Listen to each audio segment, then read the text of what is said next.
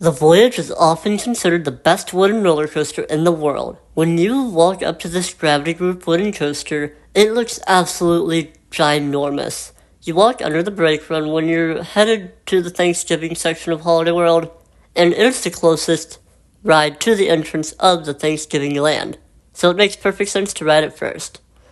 I'd recommend making this one of your first rides of your day when you visit Holiday World in order to avoid the lines later in the day. Anyways, walk through the Voyage's entrance. The majority of the queue is under the station. While I have been down there, I've never had to wait more than 20 minutes to ride this. That's because in the ride station, the ride operators are working hard to dispatch the trains as quickly and safely as possible. There are 12 rows on this ride, and I'd highly recommend riding in the very back row, as it is an incredible experience.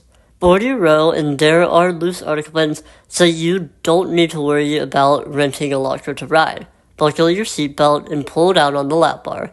Once the super efficient ride operators check all of the restraints, prepare to dispatch out of the station. The Voyage is a lot different in the beginning of the day than the end of the day. This is because as roller coasters go through the day, they warm up and slowly start getting faster because the ball bearings in the wheels are heated more, causing the ride to be faster at night than in the morning. Last time I went to Holiday World, I rode this multiple times throughout the day. In the morning, last ride of the night, and they were completely, drastically different experiences. I'll talk about the morning rides before the later rides, and I'm going to talk about the morning rides more briefly than the night rides to make this review as quick as possible. Once you dispatch the station, go through the pre-lift before going up the lift hill. Ride the first drop, which is pretty good in the back, and go into a few massive camelbacks, which are just okay. They don't really do anything early in the day. Now it's time for the spaghetti bowl section, which isn't amazing, but it's fun to ride through, though. Now it's time for the return trip, which is a fun part of the ride, but it doesn't really wow you in the morning. Go through a couple of final turns and hit the brake run. In the morning, you don't really have much speed going into the final brake run. While this ride is fun early in the day, it doesn't really wow you. It took about 5 to 6 hours per voyage to get running at like a crazy pace that everybody talks about last time I went to Holiday World, so let's get into that experience. I'm mostly going to be referring to the back row, as that is my favorite row of the ride. I'm also going to go a lot more in-depth to the whole experience now. Once the ride operators give you the all clear, the ride operator in the booth says something like, "Who is ready to ride?"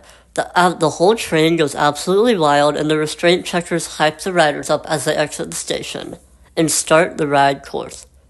Go into the pre-lift, which dips you to the left before going back to the right, and start ascending up your 159 feet tall lift hill. The lift hill is a decent speed, and it takes you about 30 seconds to reach the top once you start it. You get an amazing view of a bunch of trees and the park in front of you. Once you reach the top, there is no going back. You go down the first drop at an angle of 66 degrees, and even though it isn't super steep, it feels pretty steep. And it feels like it lasts forever. I always get butterflies going down this drop, and get amazing floater airtime riding down. Rise up into a hill with a 107 feet tall drop, and it will give some decent floater airtime. It's nothing extreme at this point though. Roll through another tall hill, this time with a 100 feet tall drop, and it also gives a pretty good dose of floater airtime. At the bottom of this hill, it goes through a tunnel. Fun fact about the Voyage, this ride has the largest number of tunnels, I believe, of any roller coaster, making you go underground a total of 8 times. Anyways, peek out of the tunnel into an airtime hill. This is where things start to get pretty crazy. This hill gives some extremely strong floater airtime. Go into another tunnel and rise up into another strong camelback. Go through your third tunnel and start turning to the left. This is called the spaghetti bowl portion of the ride, and it acts as the ride's turnaround, but it doesn't directly turn you around. It goes through a bunch of sharp turns first. Anyways, bank sharply to the right and get a small dose of airtime, and then bank back to the left. Go through a small pop of airtime, and keep rolling left. Go through another pop of airtime, and turn slightly to the right before banking and turning back to the left. This bank is one of the 90-degree banked turns of the ride, and it gives some great hand chopper effects with the catwalk. Finally, bank to the right after so many left turns, and go through another 90-degree banked turn.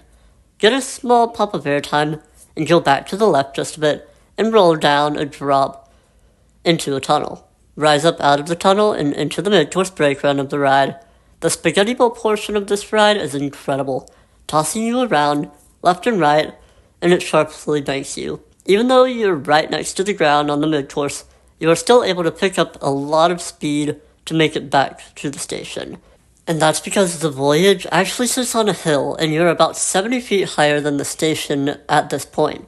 Next, you're going to roll down through probably the darkest tunnel of the ride, and it's because it's a pretty long tunnel. This tunnel houses the triple down, an amazing way to pick back up speed to make it back to the station. The first drop is just okay, same with the second drop, but then the third drop delivers some incredible airtime and gives a nice boost of speed. Rise out of the tunnel into a bunny hop, which gives some flow ejector airtime, and into another bunny hop, this one turning a bit to the left. Go into a banked bunny hop, which kind of feels like the inspiration for RMC trick tracks, and it also gives some pretty good airtime. And then ride to the right and go into another tiny bunny hop, which gives a tiny pop of ejector, and bank back to the left. Then you're going to go into the final 90-degree banked turn of the ride, which is to the right, and pass under the lift hill. Go back to the left, banking at first, but then slowly unbanking.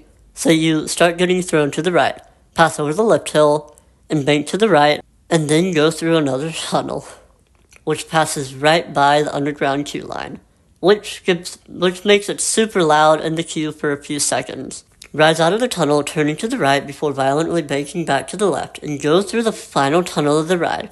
Rise out of the tunnel into an airtime pop, and go to the right, and go into the final brake run.